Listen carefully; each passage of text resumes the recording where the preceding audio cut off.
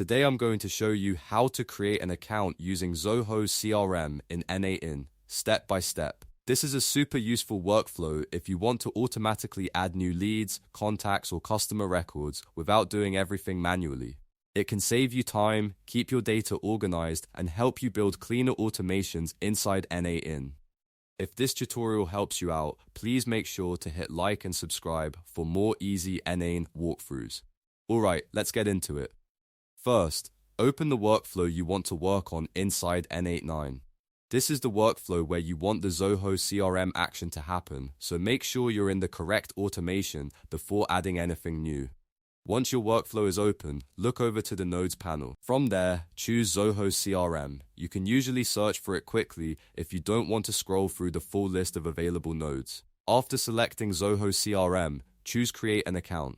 This is the action that will allow N8N to create a new account record directly in Zoho CRM based on the data you provide.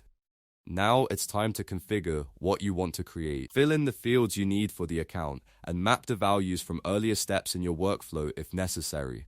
If your data is coming from another node, connect those fields here so N8N knows exactly what information should be sent to Zoho CRM. Make sure your account details are set correctly before moving on, because this is what will determine the record that gets created. Once everything is configured, save your node and test the workflow to confirm that the account is being created properly in Zoho CRM. And that's it, you've now set up an account creation action using Zoho CRM in N8N. If this video helped, don't forget to like the video and subscribe to the channel for more N8N automation tutorials.